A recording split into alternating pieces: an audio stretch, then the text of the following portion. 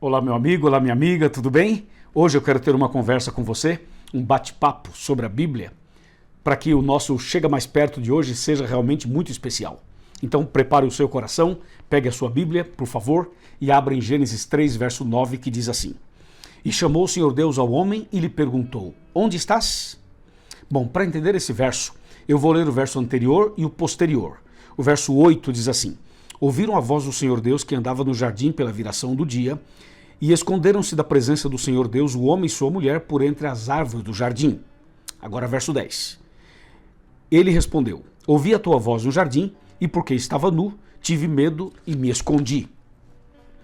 Veja que esse aqui é um texto que mostra o que aconteceu exatamente no momento em que Adão e Eva pecaram. Eles se afastaram de Deus, eles se esconderam de Deus. Eu fiz aqui algumas anotações interessantes que eu quero destacar para você. O pecado. O pecado afastou o ser humano de Deus. O pecado fez o ser humano desejar viver distante de Deus. O pecado fez o ser humano ficar nu, a nudez da alma. O pecado levou o ser humano a ter medo de Deus, a ter medo das coisas de Deus, a não querer ler mais a Bíblia, a não querer estar na presença do Criador. O pecado é terrível e isso aconteceu na vida de Adão e Eva. Mas atenção, a gente percebe que quando Adão e Eva se afastaram de Deus, eles estavam se escondendo de Deus ou tentando se esconder, porque o Salmo 139 diz assim: para onde fugirei da tua face? Para onde me ausentarei do teu espírito? Ou seja, não dá para a gente fugir de Deus, literalmente. Mas espiritualmente o ser humano vive fugindo de Deus. O pecado faz isso na vida do ser humano. Outro detalhe importante é que o pecado levou o ser humano ao sofrimento, à dor e finalmente à perdição. A perdição o salário do pecado é a morte eterna, diz a Bíblia em Romanos 6, 23. Essa era a condição do homem, assim que o homem pecou. Mas tem uma coisa importante, tem um princípio aqui que eu queria destacar para você. É a ação divina. Veja, a salvação é uma ação divina. Não foi o homem que buscou a Deus, foi Deus quem buscou o homem. O pecado fez o homem se afastar de Deus, mas o amor de Deus fez com que ele fosse atrás do homem. Veja que foi Deus quem perguntou: Adão, onde estás? Essa expressão, Adão, onde estás, mostra Deus em movimento, mostra Deus indo atrás dos seus filhos. Isso é maravilhoso, não é? Veja que a iniciativa da salvação não é humana, é divina. Veja que Deus foi quem deu o primeiro passo. Aliás, ele dá todos os passos. E finalmente encontrou Adão e Eva e lhe ofereceu uma outra chance, mais uma oportunidade. Então, esse Deus de amor maravilhoso, é Ele quem vai atrás do ser humano, por mais distante que a pessoa esteja, por mais que ela esteja num buraco, por mais que ela tenha cometido pecados horríveis, por mais que essa pessoa tenha se colocado numa posição extremamente ruim. Lembre-se, não há lugar tão escuro que Deus não possa entrar, iluminar e tirar você e dar a você uma nova chance. O nosso Deus faz isso. Ele fez isso na vida de Adão e Eva.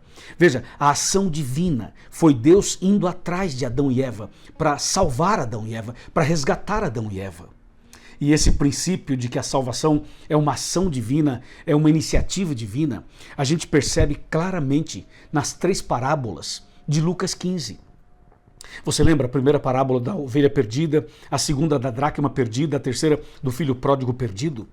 Quando a ovelha se afastou e se perdeu, veja que o pastor deixou todas as outras e foi buscar a ovelha perdida. O princípio aqui, viu? Ou seja, é o pastor quem vai atrás da ovelha. Foi Deus quem foi atrás de Adão e Eva, entendeu? Na segunda parábola, a mulher perdeu uma dracma dentro de casa. E foi ela quem varreu a casa, procurou diligentemente, insistiu e foi atrás até encontrar. Veja, esse é o princípio. É Deus quem nos busca. Deus vai continuar buscando você, batendo em seu coração, tocando sua mente, tocando você, para que você possa se despertar. Para que você possa ser encontrado, encontrada, achado, achada. Quantas vezes nós estamos perdidos dentro de casa, ou dentro da igreja, ou fora da igreja, ou em lugares estranhos. Deus está procurando você. Deus está me procurando, Deus está procurando os seus filhos. como foi no caso da parábola da ovelha perdida e na parábola também da dracma perdida. E na terceira do filho pródigo, para que o filho pródigo voltasse para casa, o pai estava intercedendo por ele. A ação intercessora é do pai. E o filho, ele usa o livre-arbítrio para voltar. Porque não adianta Deus ir atrás de você, não adianta Deus ter a iniciativa de salvar você se você não quiser. Por mais que Deus é quem nos busca, sou eu e você, em última instância, que vamos dizer sim ou não. Assim como o filho pródigo decidiu voltar, a decisão é minha, a decisão é sua, nós decidimos voltar. Deu para você entender ou não? Então não coloquemos a culpa nas pessoas, não coloquemos a culpa na igreja, ou no pastor, ou na liderança, não. A culpa é nossa, porque somos pecadores. Mas temos que decidir, tomar a decisão de aceitar Jesus, de aceitar o resgate, de aceitar o amor dele, de aceitar a chance que ele nos dá. E usar nosso livre-arbítrio para voltar para casa, para se entregar totalmente nas mãos dele. É isso que Deus espera de nós. Você vê que nas parábolas, de maneira geral, esse princípio está ali. Mas tem uma coisa importante. A parábola tornou-se uma realidade, porque foi Jesus quem deixou o céu.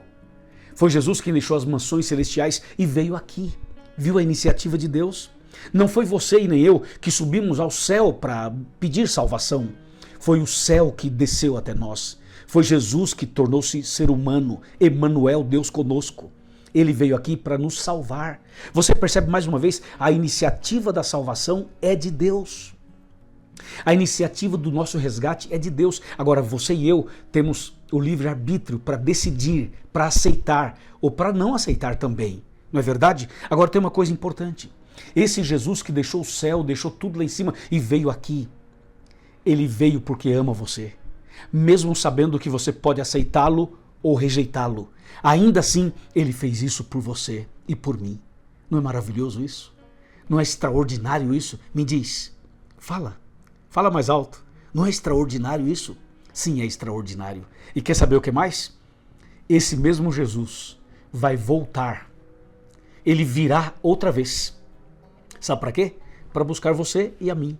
Mais uma vez, a volta de Cristo revela a iniciativa de Deus para salvar o ser humano. Uau! Que demais isso! Eu aceito Jesus como meu Salvador.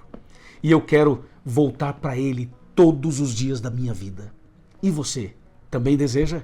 Se você deseja, levante a mão e diga, eu também aceito. Eu também quero. Sim, Deus tem um plano para você. Jesus ama você. Não fuja mais dele. Não se esconda mais dele. Abra o seu coração.